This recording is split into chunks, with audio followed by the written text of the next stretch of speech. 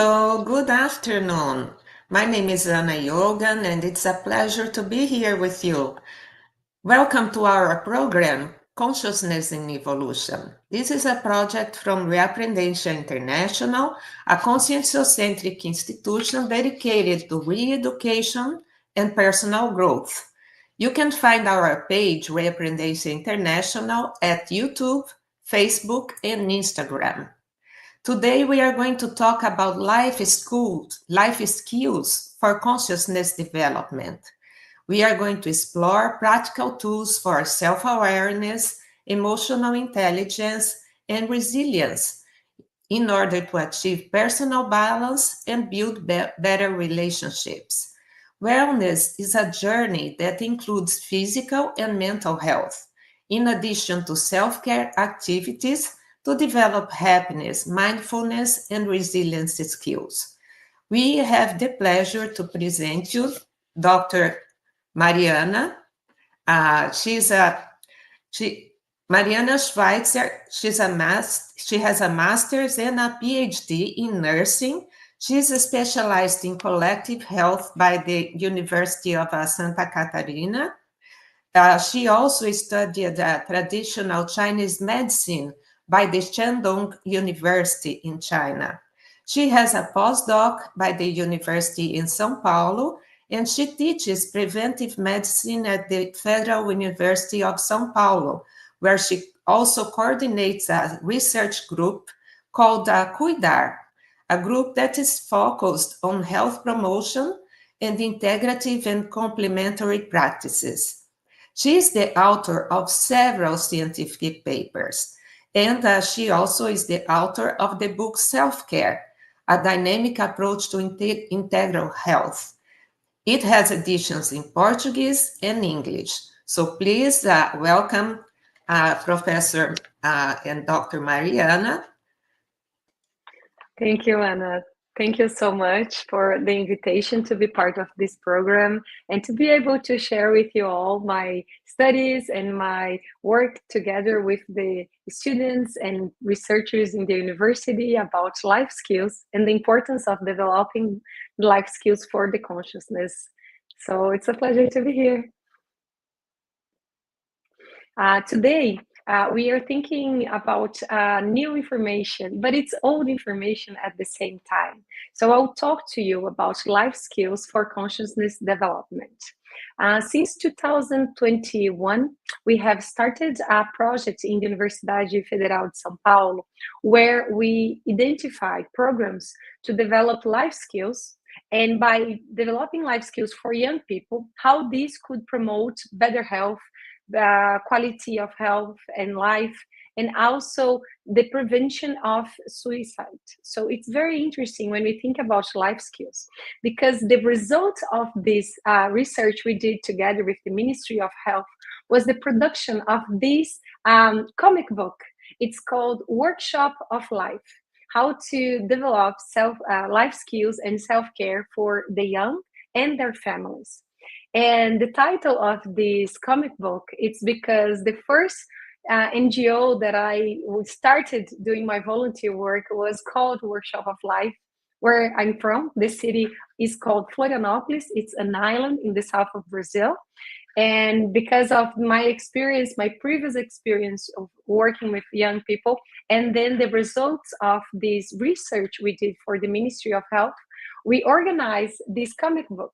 So I'll talk about how the Workshop of Life can bring the life skills and the activities we invite the young people and their families to do together, and how this can be used to promote behavior change and the challenges that are related to the development of life skills. So I hope you enjoy our time together to talk about this product and this beautiful project, in my opinion, but I hope you enjoy. When we talk about life skills and mental health, we think about the impact of stress on mental health and how this leads to problems such as anxiety, depression, and burnout. And this is very common for adults for any age, especially in individuals of young age. So life skills can be tools to be used to cope with stress, to improve resilience and promote emotional well-being. When we think about life skills, it is a group of skills presented by the um, Organization of Health, and it's described as these 10 life skills that are presented here in this slide. The first one is self-knowledge, effective communication, empathy, interpersonal relationship, critical thinking, creative thinking, problem solving, decision making, managing of emotions, and stress management. So I will present each of these life skills concepts and also how we can try to develop them in our lives, or maybe to talk about them as an exercise so the whole family, the whole group can grow together, especially when we think ourselves as a consciousness in evolution. When we think about self-knowledge, it is the ability to recognize oneself in an integral way, including strength and weakness, beliefs, thoughts, and life history. One strategy for developing self-awareness can be recognizing your strengths, weakness, opportunities, and threats. And to do so, we have this SWOT matrix that can help this process, where you identify your strengths as talents and qualities, and your weakness as bad habits or behaviors that you disapprove or you want to remove from your life, or embrace and then change. And opportunities, what are the contexts, external factors that contribute to achieving your goals and dreams? And then also the threats, what are the contexts, the external factors that can hurt you, your chances of achieving your goals and cause sadness or frustrations? So self-knowledge, it includes this exercise, and also to ask yourself, what is my dream? What are my objectives in life? What do I want? And the invitation we do, considering the consensual paradigm, is to consider your soma, your energosoma, your psychosoma, and your mental soma. So when we do this, we think about self-consensuality.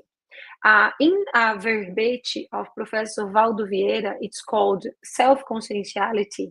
It presents more than 10 ideas or areas of your life that you can develop your self-consensuality. And the first one is the bioenergetic one. So how do I work with my energies? Do I do the vibrational state? Do I do the mobilization of energies? Or do I do exercises for my self-defense? As for example, when I understand that I have several energies in my body and then I want to differentiate my energies from others. So the way I should do this is in a cosmoethical way. In idea of ethics, in a cosmo idea, it includes the moral ability, how to be uncorrupt and to be upright. How do I understand my life story or the context of my family to be able to understand my own history? So when I think about this, I think about the ability of myself to do actions towards my evolution. So do I want to develop my self-consciousness to recycle, to do a technique called inversion, and how to achieve my goals in this life, my programmation that I understand I did for this life, and I want to achieve that. So to be able to do that, I need to understand how I work in my intellectual area. How many hours of my week do I invest in studying or reading, developing my mental somatic abilities? And my inter-assistance, for example, do I do a technique called Penta? How do I do that? Is it something that I want to do in my future or in my life? How organize my agenda to do that? And for this, I need to be organized. Am I a disciplined person or no? I try to do lots of goals in the beginning of the year, but then at the end of the year, I'm like, well, it didn't work that way. So life skills can help us to develop these areas of my life. But also, I need to understand that I have this body, and also in this dimension, and I have another dimension that maybe I can develop my parapsychic abilities. Do I want to understand clairvoyance, or do I want to understand the connections and how different consciousness work together? So this is something that I can think about. And also, when I think about my group, my family, my co-workers, am I related to them somehow in a group of karmic area or holokarmic agenda that maybe I don't understand quite well, but I'm looking forward to, especially if you want to understand intrusion and how did I end up here. So this is one area that you can think about. And then also you can think about your soma, so your intraphysical, your how do I eat, how much exercise I do, and also how do I communicate with everyone. So these areas of self-knowledge and self-conscientiality, they are very important for me to achieve some development as a consciousness. Maybe this year I want to invest in some of these areas. Maybe next year I will do something else that I want to invest. But this is very important because all of this is part of the first life skill, that is self-knowledge. And the second life skill, it's called effective communication. It is the ability that allows you to express, verbally or not, in an appropriate and objective way, feelings, thoughts, beliefs, also in a respectful way with yourself and others. How do I communicate with myself when I do something wrong? Am I embracing myself or am I judging myself too much? And usually this influences the way that I communicate with everyone else, if I'm in a more embracing way or a judging way. Important strategies for developing effective and non-violent communication include active listening. And this includes ourselves. Do I hear myself? Do I understand my body? So it connects with the first life skills.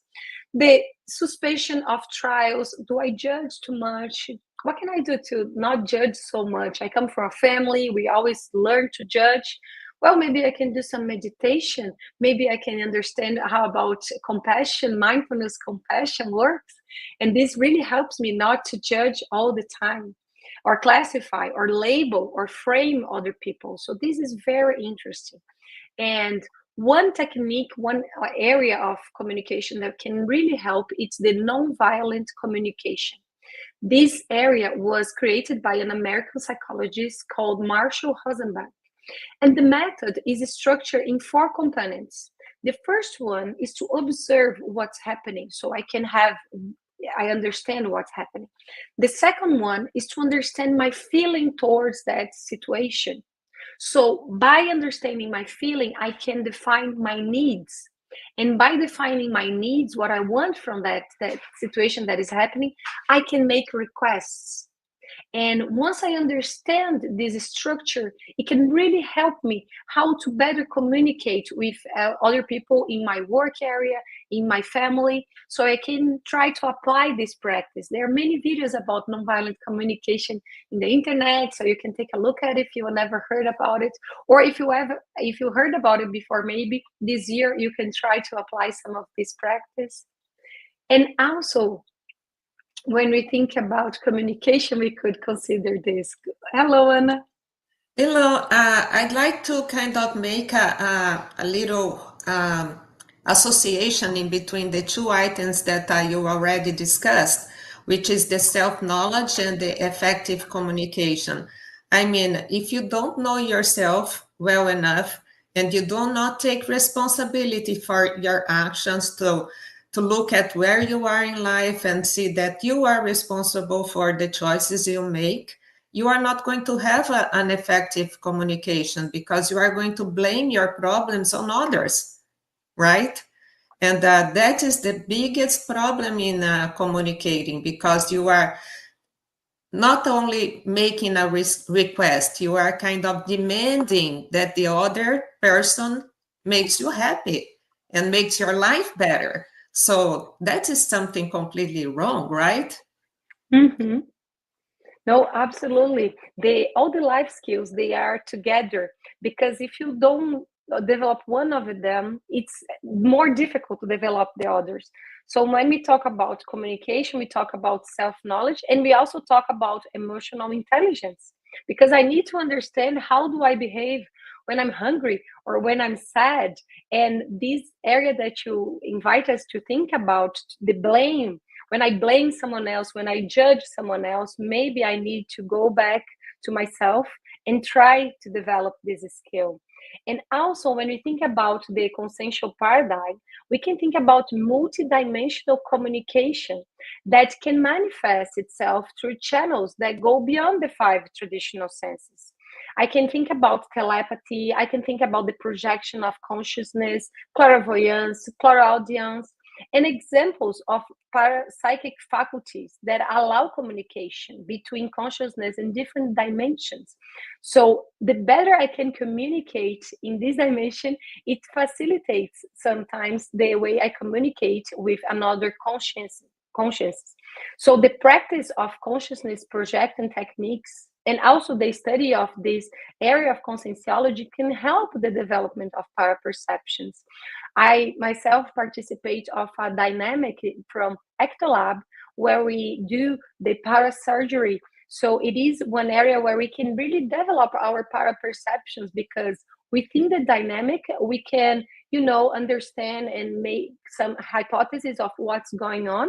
And then at the end of the dynamic, we discuss so we can validate some of the paraperceptions. So maybe you can find ways to develop these paraperceptions yourself, and it helps with these life skills. And another life skill that is very important, and we have been discussing it in the last 20 years more with more importance, is empathy. Empathy is the ability to understand people, being able to understand what leads an individual to behave in a certain way. It is about not judging, embracing difference, implying an action of solidarity and acceptance.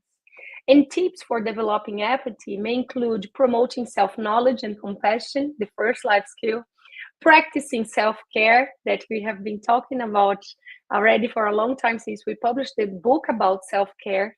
If you want to look at this material, you can take a look at of our techniques and our exercises to develop self-care, including the one that we have at the Workshop of Life comic book. Noticing body language, validating the feelings of others, and tolerating differences. So empathy is the ability to identify what the other is experiencing or feeling and making yourself available to listen to them and connect. Compassion is empathy in action. It is the desire to alleviate someone's suffering. So compassion, when it seeks to alleviate one's own suffering, is known as self-compassion. So if you want to learn more about self-compassion, if somebody is always telling you that you're not very empathic or that you should be more compassionate with your colleagues, maybe you can look at this researcher called Kristen Neff and the book that she wrote about self-compassion and how to develop it. You can do it, even a questionnaire of the self-compassion scale. It's available on the internet, and where you can access, okay, how is my self-compassion today? And then maybe work on some of these areas. So seeking information about people who live in different conditions and also help you develop empathy and compassion. For example, the animation Up, High Adventures, where a young person meets an older person and how they connect, this can really help you. So if you're struggling with some area, maybe you can try to look at these tools that we just discussed and develop empathy. We know that compassion, you can do specific areas of mindfulness meditation to develop empathy. We did an evidence map where we showed this evidence. It's very strong. So I invite you to take a look at it. Another very important life skill is interpersonal relationships. It is the ability to start a conversation, present information, show kindness and solidarity, maintain relationships satisfactorily, and be able to end relationships constructively. This is very important. Sometimes we need to end relationships, but we don't need to think about the other person or to not want them to go well in life. We can try a way very interesting to end the relationship and both sides maintain themselves okay. So strategies to develop or strengthen interpersonal skills include engagement with other people. Do I engage with different people from my background or for my context? How do I engage with them? How do I develop empathy? Because this is very important to be able to listen to the other person, to really not want them to suffer, to negotiate skills, cordiality, and leadership. One series that is very interesting on understanding how to develop interpersonal relationships. It's one that is available on Apple TV called Shrinking.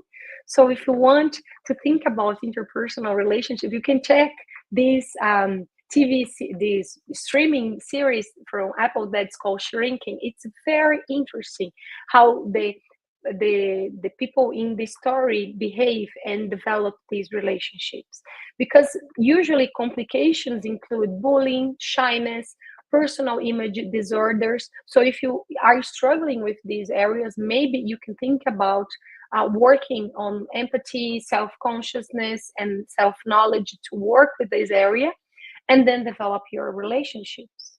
And also, when we think in the consensual paradigm, we think about cosmoethics, which translates into cosmic, comprehensive, and universal ethics, and advocates for unconditional respect for the freedom of each conscience.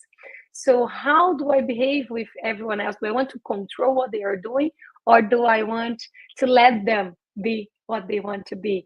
And this encourages the practice of good and the search for individual and collective evolution. There's a very famous podcast from a colleague called Mel Robbins. If you want to check, she just launched a book called Let Them Theory, where she invites the readers and the people who listen to her podcast to let the other person be who they are, and this will help you because it shows how they behave, it shows you how they want to live their lives, and then you can make your decisions based on that. So if you are struggling with these life skills, there are some of the podcasts and the book that you can check, and I hope you enjoy it because it is a very important life skill.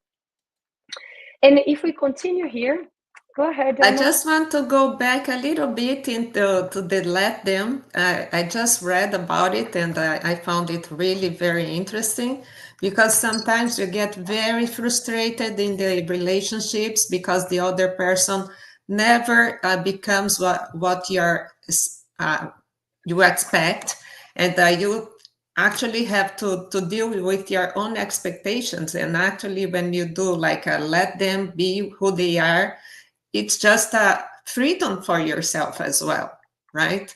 Because by the end of the day, the person is going to offer just what he or she has, and not what I want. So it's some kind of a libertarian way of communicating, and uh, walk around the relationships without the stepping on eggs all the time, right? And I'd like to also point out that in terms of interpersonal relationships, there is a point that is very important to pay attention and to kind of ask yourself about. It's the cultural factor, because we are educated in a certain way. And for instance, we live in another country, like I was Brazilian. I was living there my whole life, and I moved to the US, and then I had to assimilate a whole culture, and it's not easy to get around all these things. Some people they get into depression because they cannot navigate into the culture. They feel lost and so on. So this also is a very important thing to be aware, because we can like receive the other sensitively, and also be able to address their needs, because they are different from what we expect. In this case, the golden rule actually doesn't work, because what I expect is not what the other person of a different culture expects. Like a Chinese woman is going to feel offended if you stare at her straight. And this is the American way to address people right in the eye, to talk frankly, to be very practical. And this can be a problem in the relationships. For instance, I work in healthcare, and I need to be sensible to address people of several different cultures without being, intrusive. and respecting their beliefs, it's respecting their values, and so on. Oh, absolutely. And when we think about it, it takes us away from the idea that my way is the best way. Because usually Oh, yeah. that's what happens. Oh, I think we should do that. But then the person is from another culture, another country with another background, and it's completely the opposite or different. And then I can rethink, is it the best way, the way that I was thinking? Maybe I want to be more from that culture, and we think about the consensual paradigm. Maybe I have been exposed to so many cultures and so many areas that maybe I can think, okay, for this life now I want to behave like this and I want to be like that. So it's very important what you're bringing, Anna, from your experience. Thank you so much for sharing. It's an exercise that we will do for the rest of our lives. Every day we will have new relationships and how we want to behave, and in this relationship with others, so usually it's a reflection of how we behave with ourselves, how is our own relationship. So it's important to invest in both ways the same way, so we can connect with our roots, with the way we really believe we should be living, and then connect with other people. Very good, very good. Thank you. And sometimes we need to travel to be able to understand other people's ways of being. And then maybe you can travel, you can choose to go to a place you've never been before and try to be open to the way they behave, and then try to rethink your own relationship. So this is very important. Usually it's very common on movies on Netflix. They'll be like, oh, the person will travel to another city, to another country, and then the person will connect with themselves because of this exposition. And this is very good for critical thinking, because critical thinking is the skill that allows us to analyze and examine the situations of our personal and social life from different angles, the perspectives and the opinions. The critical individual is able to ask questions and carry out a careful analysis of events, checking the sources of information and evidence. Is it the best way to do this, or is there any other way? And conscienciology offers tools and techniques to develop critically and thalassanic autonomy through experimentation, self-observation, the study of different perspectives. When I decide to read about how is the Egypt culture, or how is the development of another society, how do I want to understand that? And by doing this, the individual can expand their understanding of reality and become a more authentic, autonomous, and a leader able to follow a path of constant self-evolution. Because critical thinking allows us to be more authentic, to understand who we are and how we want to live our lives. And this is a very big exercise indeed. And it is the invitation we receive every day, because we consume a lot of information in the networks we connect, in the internet. So we receive lots of information. How do I want to deal with that? How am I going to critical think about all these data that I'm receiving?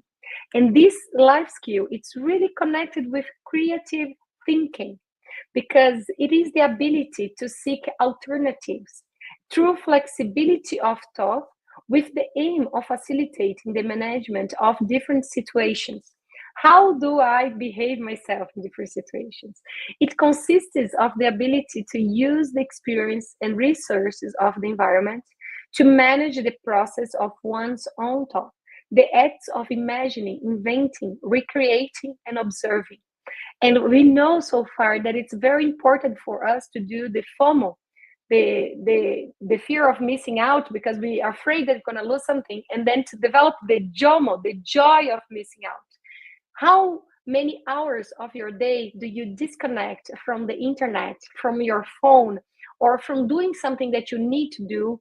You just go and walk in the park, or enjoy yourself sometime in the nature, or at your house, but not connected. This is really important, so you can imagine, you can invent, you can recreate things and observe, especially the nature. In Japan, is very popular one prescription that physicians do, that is the forest bath. So people can go to the nature and just stay there looking at everything and enjoying this time outside. So it is important that we can think about the spaces we are, how are they organized. And one series that I really like, it's one from a person called Marie Kondo. She's a Japanese presenter. She has this series at Netflix called Order in the House, and she presents a method for dealing with objects and the emotions attributed to them. So the goal that she invites us to do is to keep only what brings us joy.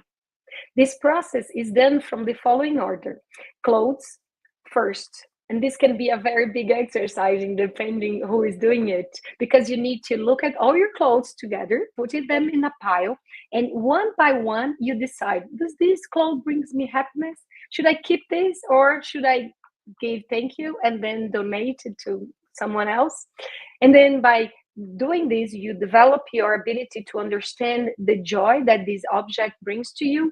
And then you can go to books, papers, komono, where it includes kitchen and bathroom items, and finally, objects with sentimental values. So, are you a person that keeps everything, or you are able to connect with your things in your house and then organize in a way that you're not overwhelmed by the amount of things in your house?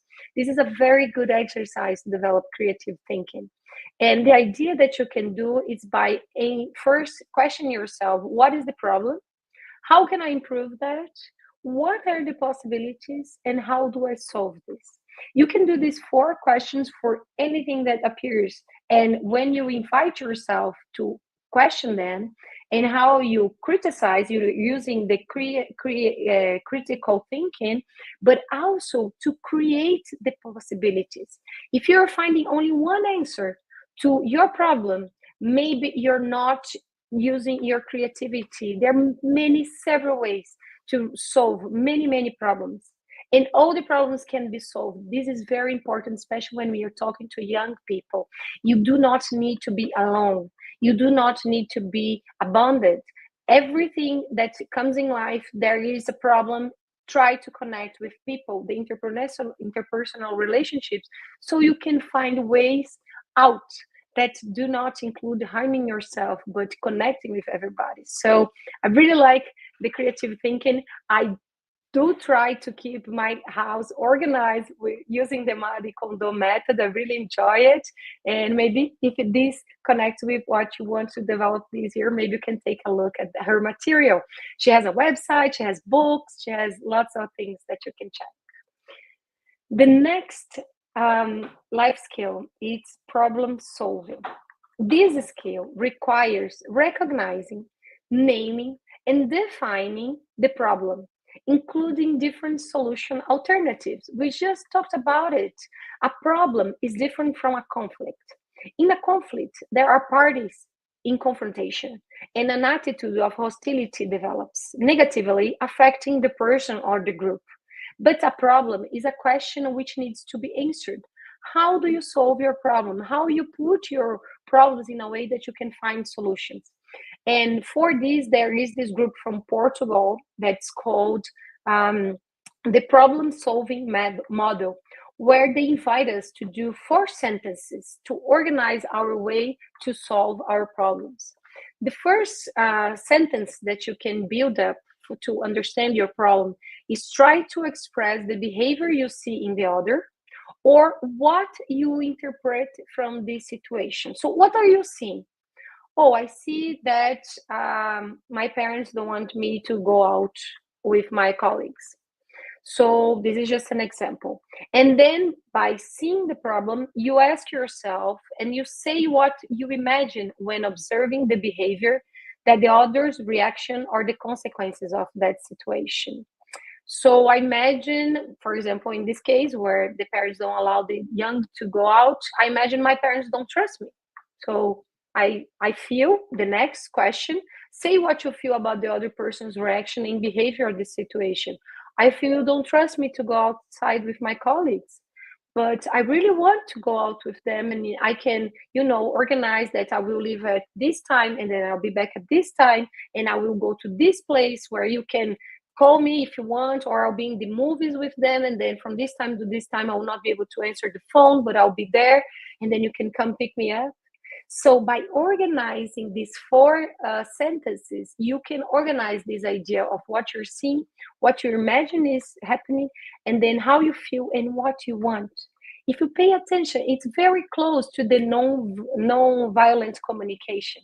But here we're organizing towards the problem solving. So you can try to organize this area by these sentences. And what we can see in this program that is from Portugal, it's called Mais Contigo. They have been working with this problem solving model to help young people and how they can connect with their parents, their colleagues. If you're having problem outside, or inside, and then you can try to do that. So I invite you to visit these sentences if you're having problems, and then try to organizing it by these sentences. It is really helpful.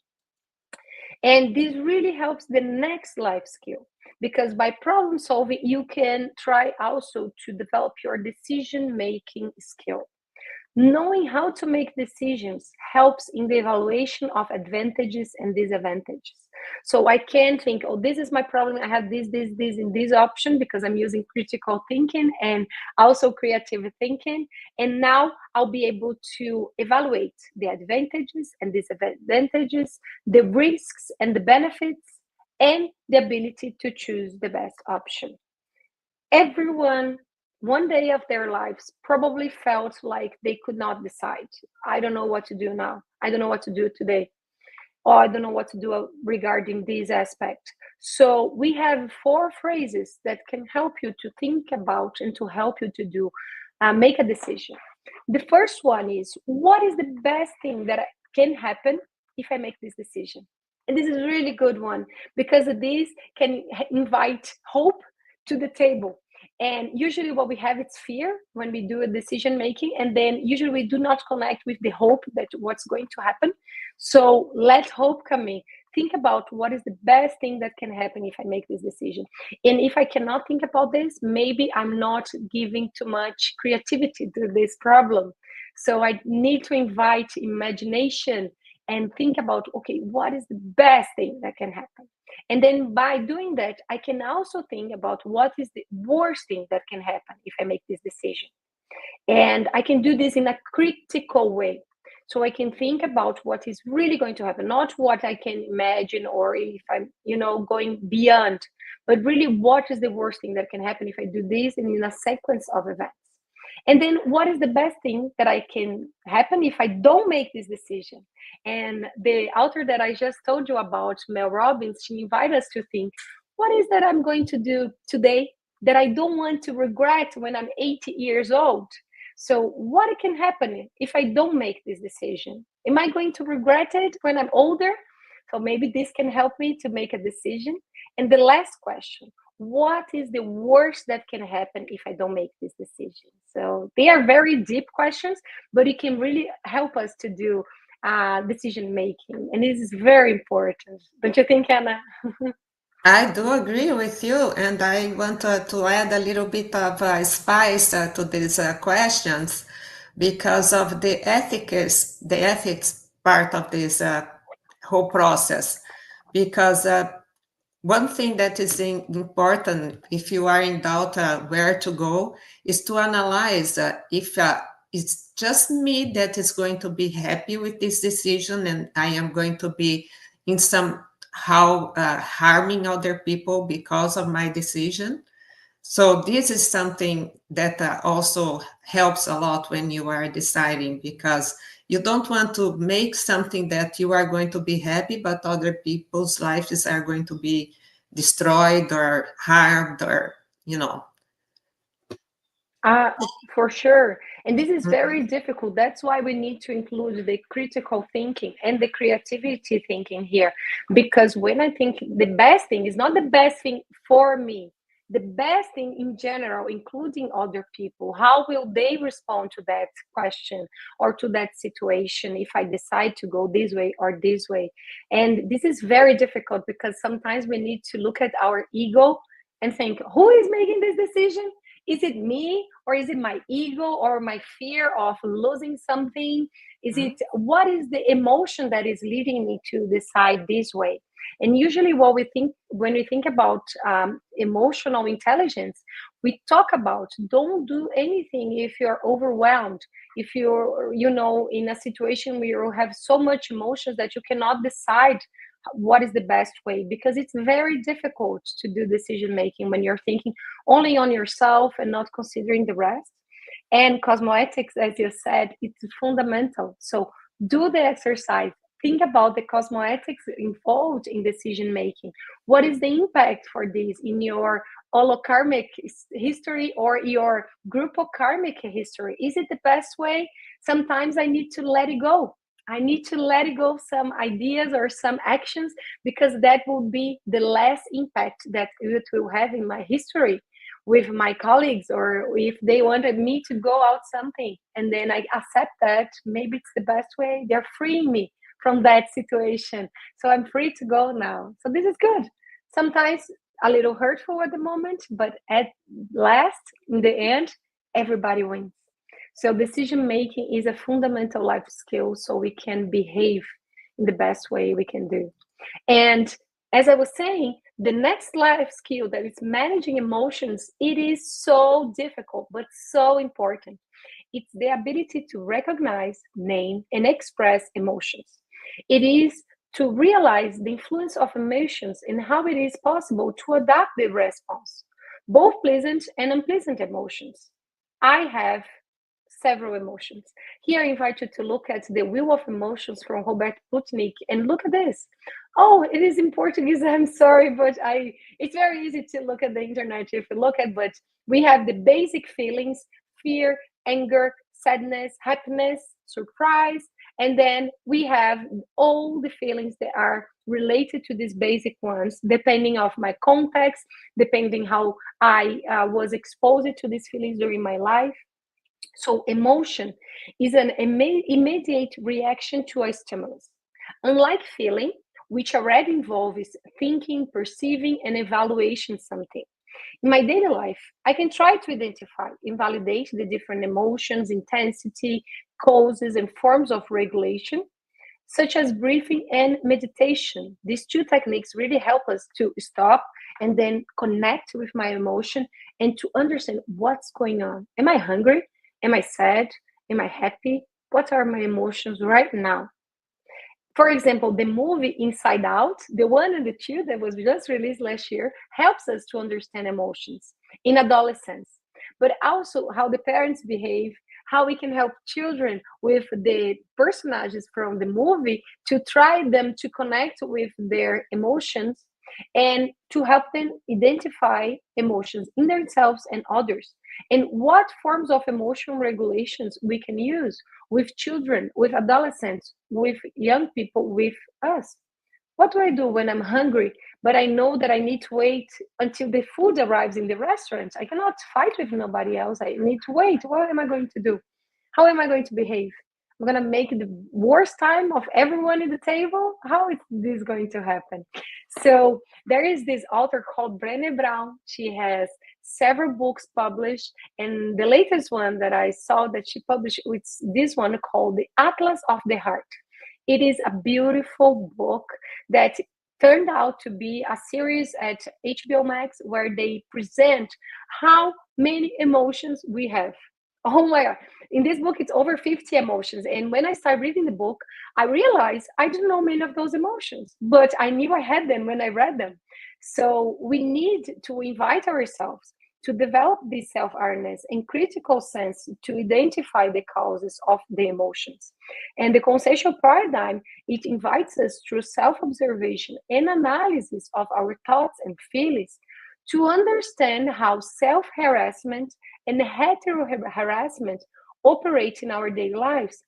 Is this emotion from myself or from the place where I just been, or from the person that I was talking to? Something happened there, the energies, how I connected with these people, how it changed myself. Is this my emotion?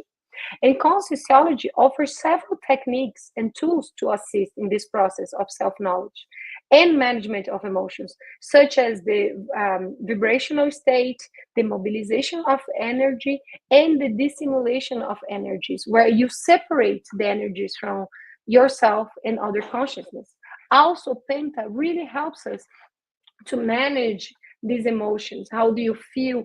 As I told you before, when we participate in the Ectolab dynamic of parasurgery, we feel many emotions during the practice that after the dynamic is ended, we know it wasn't our emotions, it wasn't our feelings, it was something else during the practice that ended by with the end of the dynamic. So I invite you to think about your emotions, to tell the names, to define them, and to understand how you develop, how it is the next step when you're hungry, when you're sad, when you're happy, and then choose the best way to organize yourself by doing so. So take a look at this beautiful book if you want to, or the movies, or the tools that I just talked about that Conscienciology offers. Okay, we are almost done. We have a few more life skills to do, and stress management, it's very fundamental. It is the ability to perceive and recognize the sources of stress, to deal with problems and solve them, to ask for help, and to be assertive. Stress means being alert, feeling uncomfortable, worried, or threatened in life. It can arise because of illness, violence, problems with the family, or uncertainties about the future. And a little stress is no problem. However, when stress is very high, it can affect the body. Many people have unpleasant sensations, headache, neck or back pain, lump in the throat, or tightness in the chest or stomach. You feel like you're gonna. And then skin problems, difficult sleeping, irritation, emotional or appetite changes. Have you ever felt like this? It's pretty common. Everybody will have a moment of stress in their lives. But how I manage this stress, it is very important. And we have here two techniques that really help you to do management of stress. The first one is focusing on what we are doing at the moment, on the people, or what we like also helps. You can try talking to friends, paying attention to your emotions, being kind to yourself or others, breathing slowly and gently, noticing the sensations of your body and what is around you, and doing small actions that make you feel good. One thing that really makes me stress is airports. I don't have a problem inside the plane. I have a problem with airports. So every time I need to go travel, I need to go through the airport. So I need to think about myself. I need to be present in the moment. I need to organize myself because I know it's a stressful situation for myself. And that's many airports now, they have dogs where you can interact with the dogs because people get very stressed in airports. So I think this more and more we talk about stress management, more and more we can think about techniques and practices that can really help everybody. So I hope one day I can find a dog in the airport and then I can, pet it and then make me feel a little less stressed. But when I don't find the dog, I also do lots of breathing exercises to help me deal with stress. And I will tell you now a very simple exercise that is shown by sciences that's very effective to help us when you're under stress. So what you do is first you draw air through your nose as you were smelling a flower slowly and bringing the air into your belly.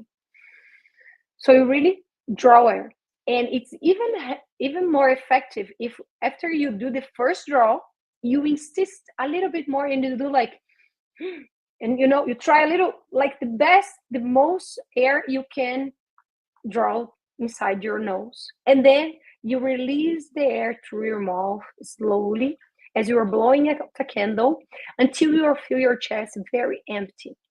This exercise, very simple exercise, if you repeat it a few times, in the end, you can notice how you're feeling. And what science show us is that really help us to lower down your level of stress. So imagine, when I'm in the airport, I'm very stressful. And then usually I will do several times this exercise and I'll be doing, and I do like this. It's so simple. Is it really effective? It is effective. Science has shown us that really helps. And that's why meditation helps, yoga helps, Tai Chi exercises. They really help because it connects you with your body and your breathing. And this connection help you to level your stress. So if you're feeling stressed or you're looking at someone that is really stressed, it's easy to say, oh, just breathe out. It's not exactly like this. Okay, let's breathe together and I will show you how to do it, and then we can do it together several times, and then let's see how you're feeling afterwards. So try to connect with people if they are stressful situations, and I hope you enjoyed this practice. Okay, it's really interesting. Farewell. All of these 10 life skills are the life skills we developed in the workshop of life. So based on a scoping review that show us that developing emotional intelligence programs, life skills program, and self-care programs really prevents suicidal ideation in adolescents. This is the second cause of death in this group. So it's very important as a public health process that we look at our young and then really help them to build up skills that will help them through life. And we just published the comic book, The Workshop of Life, in Portuguese and in English. You can download it at this website, www.autocuidado.org/about. And you can take a look at it, and then you can print, and then you can try to do the exercises that I just talked to you about. They are in the book as an almanac. And then you can discuss it with your family, with your colleagues, maybe in a school. We have seen that life skills programs in schools, they really help to promote health, better life decisions, and also how people behave themselves and prevent violence. So let's take a look at this material. And in this comic book, we also invite everybody to do their self-care canvas. I don't know if you're familiar with this exercise, with this technique. Since 2021, we have been doing this course about self-care and integral health in the University Federal of São Paulo. We have been doing several workshops. Me and my older sister, that's also the author of this book, Self-Care. And then we invite everybody to know about self-care, understand this concept, and try to apply it. And how we invite people to apply self-care. We invite them to fill up this beautiful canvas. And it's very simple the way that we invite people to do, because we consider the FEMA method. And the FEMA method, they will have 4 steps: define, embrace, move, and again steps. To facilitate the application of this method, we designed this very simple tool. It's just, a blank page, where in the first column, in the find process, you will understand what feelings, emotions, illness do you want to address? What do you want to develop? Oh, I want to have better relationships. Oh, I want to self-knowledge. I want to invest on self-knowledge. Oh, I want to be more empathic. Maybe you can decide that you want to do this. What kind of therapies can help me to do this? Oh, I can try some type of therapies that include body-mind organization, respiration, meditation. And what process that doesn't seem to help? Well, maybe not doing anything about it, or isolating myself, or giving up from after our first consultation with one psychologist that I did not like. Maybe I gave up of psychology. Wait, there are so many psychologists. Maybe you can try another one. Maybe try another area, another way of doing psychology. So, let's do it together. And then after we go to the moving part, the second step of the FEMA method is to embrace. And this is a very difficult step, because when you embrace, it's when you ask yourself, what is the meaning of this situation in my life? Why am I so hard on myself? Why? What are the limitations of this situation? And what are the opportunities of this situation? What can I grow up from that? Well, I am very hard on myself. I'm a very high achiever. I have my work, I have my colleagues, but I want a family now.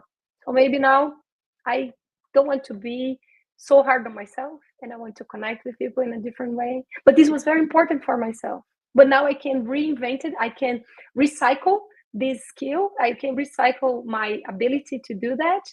And then you go to the move step. And then when you're moving, it's when you ask yourself, what changes can help me to reach my goal? What are the possible solutions for the identified situation? So if I want to, develop empathy, then I need to start psychotherapy or a body mind group or a group therapy. Maybe that will help me. I can try that. And how do I measure the impact of these changes if implemented? Okay, so I can think about how I started a new friend since I did these steps, or how I have better relationship with my mom because it was very hard before, and now I can, talk to her and call her and see how she's doing. So how I measure these impacts, it's really important to see how am I evolving, and then I'm seeing the difference. And then I have the last step. Again, how do I measure that I've reached my goal? Which signs show me it's time to start a new cycle? So I invite everybody to rethink about this process of self-care using the self-care canvas and realizing that once I have, better outcomes on what I'm eating, what I'm doing as exercise, or how I'm feeling about myself, I start a new cycle every time for each situation that I think it's important to improve my self-care. So I hope you enjoyed. You can download the self-care canvas in the website I just talked about, and you can use this material, or you can check another videos we have in the website explaining how to use the self-care canvas. So please feel invited to use it. And this is very important to do behavior change. There are several ways that we can do behavior change. This model from Prochaska, DiClemente, and Norcross, it invites us to understand how behavior change, it's not a linear process. See, it's a circle here, or sometimes it's like a stairs, that every of this process, it's a step. It involves multiple attempts. Maybe I tried to change that before, I did not succeed, but I can try it again. Requires resilience, the ability to deal with guilt, shame, and frustration. How do I deal with that? How do I say sorry to others or to myself? So to enter the behavior change model, usually it's through pre-contemplation. Okay, maybe I should eat better. Yeah, maybe I should, get more real food, not so much fast food, drink less soda. Maybe this would be good for me. This is the pre-contemplation process. And then you go to the contemplation. Okay, maybe I'll change, and then I'll ask, instead of, a soda, I will have a juice, a natural juice. And then you are determined to change, and then you take action, because it's not the first time that you're going to be able to change, take action. It will take you a while until you take action. And then in this process, you enter and exit this process all the time. Sometimes you're just contemplating, and then determination, and then you take action. Sometimes just contemplation. And then you can even have relapses where, it didn't happen this time. I ordered the soda. I was feeling that I needed the soda this day. And then I really, need to rethink about how I'm going to access this process of behavior change in my life. And then once you did all this process, then you can maintain a change. And this is very hard, because you're going to have relapses, and then you're going to feel guilty or shame or frustrated, but then you need to connect with this emotion, and then you need to embrace it, and then think again, and pre-contemplate, and then contemplate, and then determine to do the action. And then you start like this. What is the advantage of understanding behavior changing in this module? We are more open to change. It's not a linear process. Oh, I cannot do this. I tried several times. That's okay. This is part of doing the behavior change.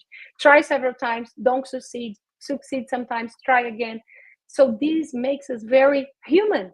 And this common humanity idea, it's very important for us to believe in ourselves again, to try again, and really maintain a change that we really think it's important for ourselves. So let's do it together. Everybody's struggling, right, Anna? Absolutely. And I just want to add a little point in this whole thing, which is the diagnostic. If you observe that you have some type of problem, you need to make peace with yourself that you have a problem to address. Because if you don't see that problem as a real problem, you are not going to go into this behavior change. That's very, very important to look at to one type of behavior and really acknowledge that that behavior is not good enough for you anymore. It's giving you bad consequences. It's not helping you advance in life. It's something that you need really to address. And then you are going to enter in this stage, and it's going to be baby steps because change brings a lot of stress as well. You are going to go back and forth. You are going to feel like, oh, it was so easy before, and now it's so difficult. So it requires a lot of self-confrontation. And this is a very important point that we need to be able to see what is good, to focus in the result, and instead of just looking at the bad things that are happening in the journey. That is what makes sense of the whole changing process, right? Oh, for sure. And resilience, it's so important because everybody feels like they won't be able to do it or they don't want to try again. But then resilience is built up of the things that you try to change, and then if you succeed and you said, well, but I did change that already in my life. Maybe I can change that again.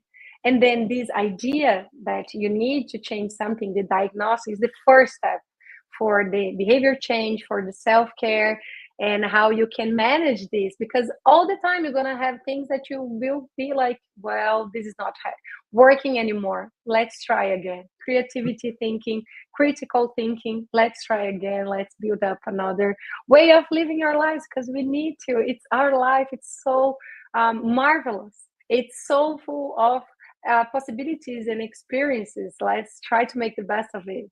So let's do that. Okay. Absolutely. I have one last slide about the challenges that this situation of investing in life skills can do with us.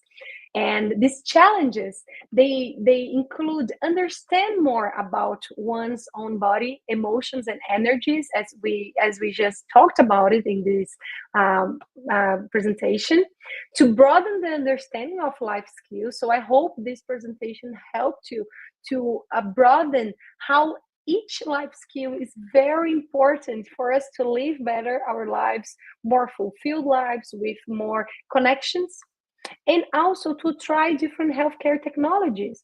We talked about movies, we talk about practices, we talk about videos that you can watch. Maybe you want to try meditation, yoga, Tai Chi. Maybe you want to try a new technique, a new area of psychology that you never tried, physiotherapy. Try different healthcare technologies, they are very important. Maybe I want to do consciential therapy, and then by doing that, you can promote self-care.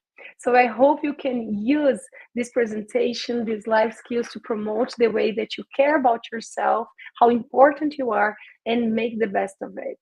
So if you want to take a deeper look on these challenges and take a look again at this material, or if you want to learn more about self-care, we have 5 videos that we did together with the Bridge Book Club last year, so you can access them on their website or in our website, autocuidado.org, and then you can connect again with these ideas and feel invited to develop your consciousness by this approach. So, and I think I finished almost in time that we organized ourselves.